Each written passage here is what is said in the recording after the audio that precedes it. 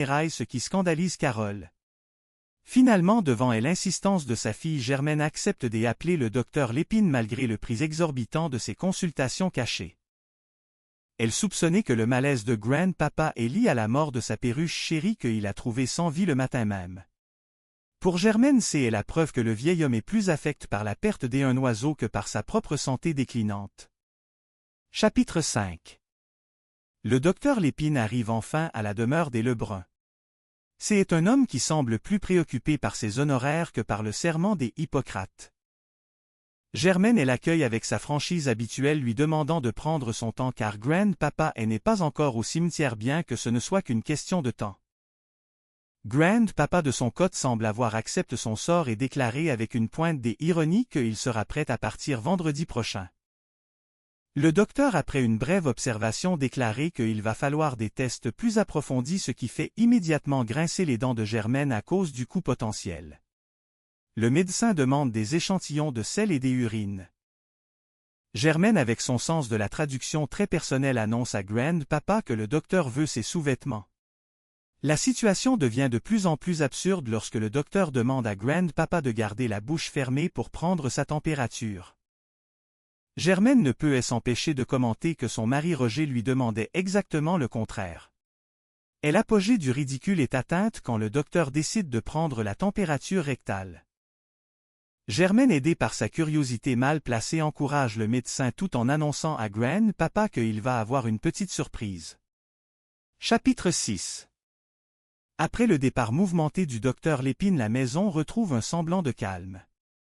Cependant, l'incident du thermomètre reste grave dans les mémoires. Grandpapa semble être dans un état de choc léger tandis que Germaine rit encore de la situation. Elle compare le vieil homme à une grosse pomme au caramel à cause de la position dans laquelle il se retrouve. Soudain, Carole rentre dans la cuisine à la recherche de ses livres de psychologie. Elle les avait laissés sur le fauteuil de Grandpapa, mais Germaine explique avec humour qu'ils ont probablement disparu dans l'aspirateur géant qui est devenu le vieil homme. Carole est exaspérée de voir que sa mère continue de se mêler de tout. Germaine affirme qu'elle veut être une leader, qu'elle veut s'impliquer dans la vie de ses enfants comme les grands chefs de ce monde. Elle mentionne même de manière confuse des événements internationaux pour justifier son besoin des interventions.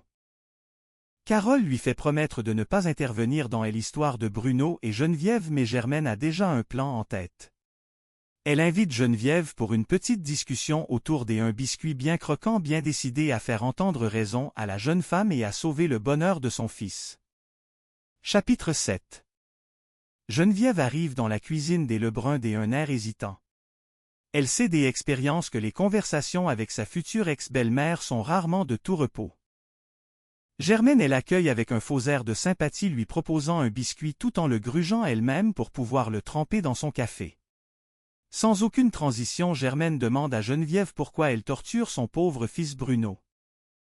Elle affirme avec conviction que Bruno a dû faire quelque chose de mal pour mériter une telle tristesse et demande à Geneviève de s'excuser immédiatement.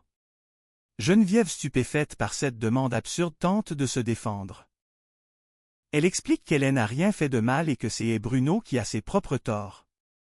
Mais Germaine ne l'entend pas de cette oreille. Elle insiste sur le fait que s'excuser est la bonne attitude à adopter dans une famille. Geneviève finit par craquer et livre une tirade passionnée. Elle se dit désolée d'avoir rencontré Bruno, désolée d'être tombée amoureuse de lui et surtout désolée qu'ils doivent vivre avec une mère aussi dominante que Germaine. Germaine, un peu déçue par la longueur de l'excuse, voit Bruno arriver juste à ce moment-là. Chapitre 8. Bruno entre dans la cuisine plein d'espoir, pensant que sa mère a réussi à arranger les choses. Germaine annonce fièrement que Geneviève a quelque chose d'important à lui dire. Geneviève, avec un regard noir, lance à Bruno qu'elle espère qu'ils seront très heureux ensemble, lui et sa mère, avant de quitter la pièce en criant qu'elle casse définitivement. Bruno est anéanti. Il demande à sa mère ce qui vient de se passer exactement. Germaine, avec sa mauvaise foi habituelle, tente de minimiser son intervention, expliquant qu'elle voulait simplement offrir un petit biscuit et aider à la réconciliation. Elle finit même par dire à Bruno qu'il a bien fait de flasher Geneviève car elle n'était pas faite pour lui. Bruno excédé révélait alors la vraie raison de leur dispute. Geneviève voulait qu'ils emménagent ensemble mais Bruno n'est pas sûr d'être prêt à quitter le nid familial.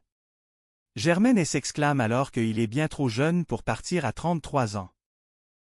Bruno en colère demande à sa mère de rester en dehors de ses affaires une fois pour toutes. Germaine blessée par les paroles de son fils se demande comment il peut traiter sa propre mère de la sorte alors qu'elle ne veut que son bien. Chapitre 9. Après le départ tempétueux de Bruno, Germaine se retrouve seule dans sa cuisine avec ses pensées. Elle est convaincue que les hommes sont tous des pervertis et que sa pauvre Carole ne trouvera jamais chaussure à son pied si elle continue de fréquenter des garçons qui ne cherchent qu'une chose. Elle se remémore les conseils de sa propre modeur sur la manière de déceler les intentions cachées des prétendants.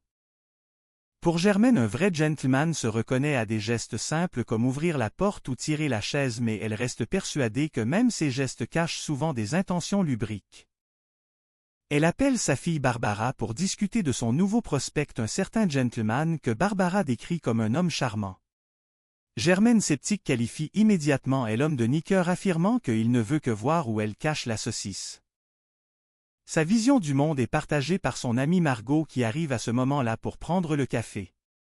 Ensemble, elles discutent de la perversité masculine, citant l'exemple d'un homme au cinéma qui avait eu des comportements déplacés pendant la projection du film Le Lauréat. Chapitre 10. Margot raconte avec force details l'incident du cinéma où un inconnu s'était assis juste à côté d'elle. Elle explique qu'au bout de 5 minutes seulement, l'homme avait sorti ce qu'elle appelle sa bisoune et jouait avec. Germaine, scandalisée mais intriguée, demande pourquoi elle n'ont pas changé de place. Margot répond avec un air dégoûté qu'elle ne pouvait pas car l'homme se servait de sa main. La conversation dérive alors sur les moyens de défense pour les femmes modernes. Margot montre fièrement son nouveau gadget, un pistolet taser qu'elle ne quitte jamais. Elle affirme qu'elle n'hésiterait pas à l'utiliser sur n'importe quel maniaque sexuel qui s'approcherait d'elle. Germaine, tout en admirant l'objet, se moque un peu de Margot, lui demandant si elle l'utilise aussi comme un vibrateur au diesel. Elle imagine Margot arrivant au rendez-vous de bridge non pas en autobus mais sur son vibrateur, ce qui déclenchait un fou rire général. Malgré les plaisanteries, Germaine reste préoccupée par l'avenir de ses enfants et se demande si la technologie moderne comme les sextoys n'est pas en train de remplacer les vraies relations humaines. Chapitre 11. Le téléphone sonne, interrompant la discussion animée entre les deux amis. C'est la clinique externe qui appelle pour donner des nouvelles de Grand-Papa Adlar Lebrun. Germaine prend l'appel et apprend que le vieil homme a décidé de faire un don des organes. Elle demande à Grand-Papa s'il a bien rempli le formulaire et s'il a coché les bonnes cases pour le cœur, le foie et les reins. Elle plaisante en disant que ce n'est pas le menu du souper mais un engagement sérieux. Grand-Papa de son côté semble ravi de sa décision. Germaine lui conseille de rentrer rapidement à la maison avec tous ses morceaux avant de changer d'avis. Elle se tourne ensuite vers Carole qui revient de sa date. Carole avoue qu'elle passe une soirée agréable mais qu'elle ne reverra probablement pas le garçon car c'était un désastre malgré ce qu'elle veut bien admettre. Germaine triomphante rappelle à sa fille que les hommes ne sont que des sources de problèmes. Elle suggère à Carole d'utiliser son expertise en psychologie pour aider Bruno et Geneviève à traverser leur crise, proposant une séance de psychothérapie familiale dans le salon. Chapitre 12. Carole hésitait à accepter la proposition de sa mère, craquant finalement devant l'insistance de Germaine. Elle décide d'organiser une séance de thérapie mais pose une condition stricte: Germaine ne doit pas intervenir. Germaine accepte, affirmant qu'elle sera comme une petite mouche mûre sur le mur, totalement invisible. Le salon est prépare pour la séance. Bruno et Geneviève sont présents bien que l'atmosphère soit électrique. Carole commence par expliquer les règles de la psychothérapie mais Germaine ne peut s'empêcher de l'interrompre immédiatement. Elle demande pourquoi ils n'ont pas d'étiquettes ou de badges avec leur nom comme dans les émissions de télévision. Carole tente de garder son calme, expliquant qu'il n'y a pas besoin de badge. Germaine insiste, affirmant que c'est une erreur de procédure et commence à imaginer des scénarios catastrophes où des pilotes des avions oublieraient de sortir les roues parce qu'ils n'ont pas suivi la procédure. La séance tourne rapidement au chaos alors que Germaine et Carole commencent à se disputer sur l'importance des étiquettes et des procédures transformant ce qui devait être une réconciliation en un règlement de compte familial. Chapitre 13. Le lendemain de la séance de thérapie désastreuse, la cuisine de Germaine ressemble à un champ de bataille après la pluie. Grandpapa est toujours là, imperturbable, tandis que Carole tente de digérer son échec professionnel face à sa propre mère. Germaine, elle, est déjà passée à autre chose.